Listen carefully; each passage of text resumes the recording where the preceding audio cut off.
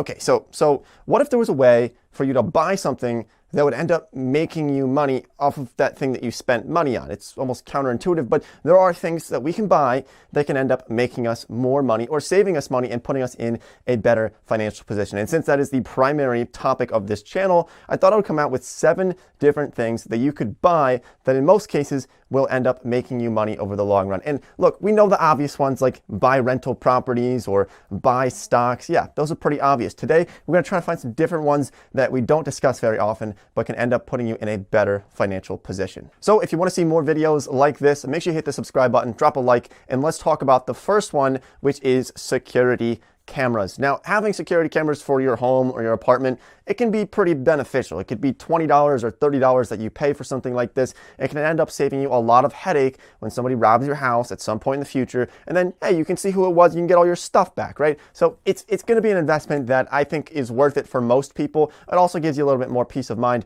But even more important than that, I would argue, is dash cameras. So get a dash camera, $20 on Amazon, $30 on eBay, and this is going to save you so much headache. I know one of my friends in college rolled up to a stop sign. She stops at the stop sign. This meth head comes running out, flops on top of the windshield, and then topples onto the pavement. And I think she ended up just driving away, which then that would have been worse, because then that's called a hit and run, and then you end up in a lot of trouble. They end up hitting you with a fat, juicy lawsuit, and you lose a lot of money, all because you didn't have a dash camera to prove that this person jumped on top of your car to try to claim some type of insurance from that. It's called insurance fraud. I don't know if just everybody in Russia has dash cameras, or if this just happens more often in Russia, but somehow I end up in these like loops of watching insurance fraud videos on YouTube, just like hours and hours of it. I'm pretty sure that's just because a lot of people have dash cameras in Russia, I think. But either way, look, it's important. It's a little investment that you make, and it's going to save you so much trouble, especially if you get in car accidents, or if there's insurance fraud of any type, or if somebody just keys your car, you're gonna be able to see, oh, it was that person because I have my dash camera right there. It's gonna be really nice. So another option is solar panels. Now there's gonna be 3 primary factors that will help you decide whether this is going to be a good investment or if it's just going to be a terrible decision that you make and then you regret dropping all that money on solar panels when you live in Seattle or in Pittsburgh or Buffalo, New York, where it's cloudy more often than it is sunny. Probably doesn't make very much sense there. Or it probably also doesn't make sense in a place like Oklahoma, where the cost of energy is like 8 cents per kilowatt hour, versus if you live in California and you can also get tax credits, or in a state like Hawaii, where the average cost of energy is well over 32 cents per kilowatt hour, it could make a lot more sense. So factor in those 3 things. How much sun do you get? Do you have a roof in the first place? And also, how much does energy cost in your area? And so factor all those in, also including the tax benefits, and see whether or not it's going to be worth it for you. Now, the one thing that I really like about this is that it has that self-sufficiency sort of idea behind it, which means that, hey, if we have another energy crisis like the 1970s again, and suddenly we have all these problems with securing fossil fuels for some reason, and somebody cuts us off, and suddenly the price of oil and the price of energy goes up drastically, then you might just be, hey, you know, I got my electricity over here with my solar panels, feeling pretty good, and also feeling, you know, a little bit eco-friendly on the side. So the third one here that I wanted to discuss, you know, I never really made a full video about this because it tends to get sort of a bad rap from a number of people, and for good reason. It's because there are some pretty scummy things going on in this industry, but that's actually cryptocurrency. So I've sort of come around on this a little bit for cryptocurrency. I don't dump all of my money into cryptocurrency, but I do own some Bitcoin. I do own a couple of different currencies, but not extremely sizable amounts because it is still pretty risky. But if you just look at the average price of Bitcoin compared to, say, the stock market in just 2020, you can see that it has far outperformed the stock market, especially when we have turbulent economic times like we do at the moment.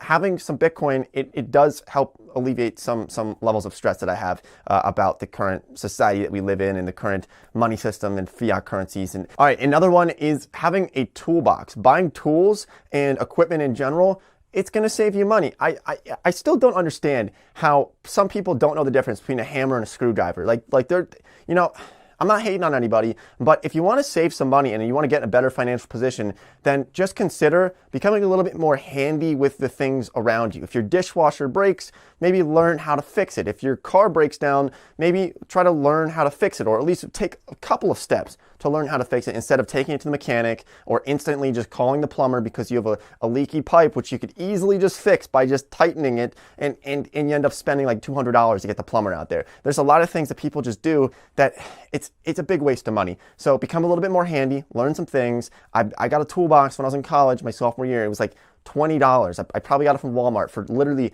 $20, and it saved me a ton of money that I would have otherwise spent by having to call people to get people to fix stuff all the time.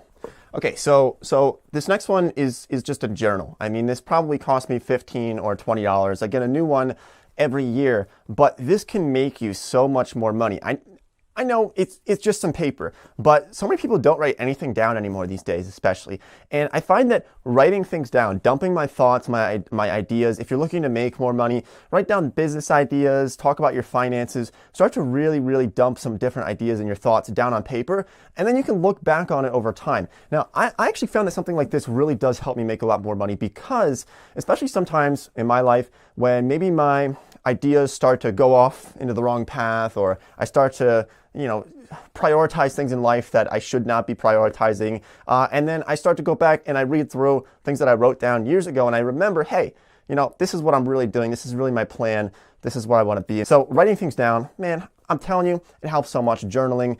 I think I'm going to make a separate video about this. If you want to see a separate video about journaling, my strategy for it, how I do it, and how it really does help me, leave a comment down below and then upvote that comment for other people if you want to see it, because I'm not going to make it if people don't want to watch it, but if you do, please let me know, because I would like to talk about it. Okay, so this next one, it's not going to be for everyone, but there are some people out there that I think could actually benefit from this financially, and that's by buying a fan, like a $10 or $15 fan from Walmart, and using that instead of cooling your entire house with an air conditioner with a central cooling system that might cost you $245 per month to cool a 1,200 square foot house. I think that data comes from Realtor.com. But cooling a house with air conditioning can actually be really, really expensive. It takes up a lot of energy. Not only is it kind of bad for the environment because you're just consuming a ton of energy, but it's also really not necessary, in my opinion, based off of where I live. I mean, in Philadelphia, it gets to about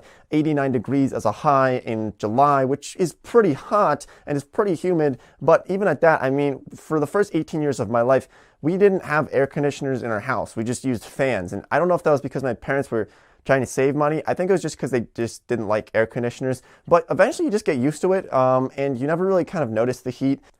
I use air conditioners now at the moment, but it's still something that can save you a lot of money if you really wanted to do that. Just start using fans instead of air conditioners, because they really can rack up an electricity bill very, very much. All right, so there's another one that we could think about that, it's once again not going to apply to everyone, but artwork in some cases can retain its value very, very well. Now, not all artwork. I mean, my artwork from 10th grade art class, I mean, my mom doesn't even want it. She'll probably throw it out. And there's some things that just are absolutely horrendous.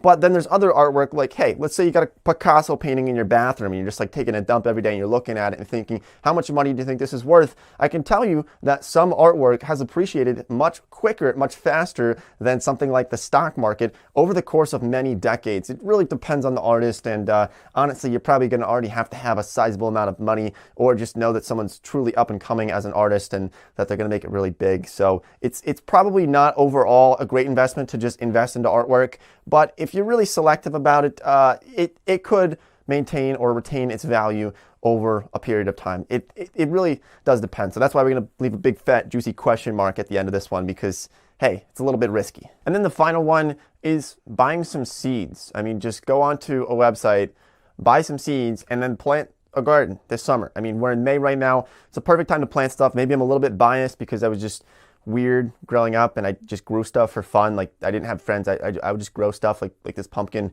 And that was what I did in my free time. But so maybe I'm a little bit biased, but hey, just start a garden. You're not only going to save some money, but if you wanted to, you could also sell that produce and make money off of that. I know a lot of people who do that in my local area, and they make a decent amount of money, come August when they start selling all of their vegetables. And it's just kind of a great thing to do. I think it's pretty therapeutic, honestly, just pulling weeds in your garden all day. But yeah, that's the video. So thanks for watching. Let me know if you want to see that journaling video, because I will make it if you guys want to see it. But yeah, so thank you. I'll see everybody next time.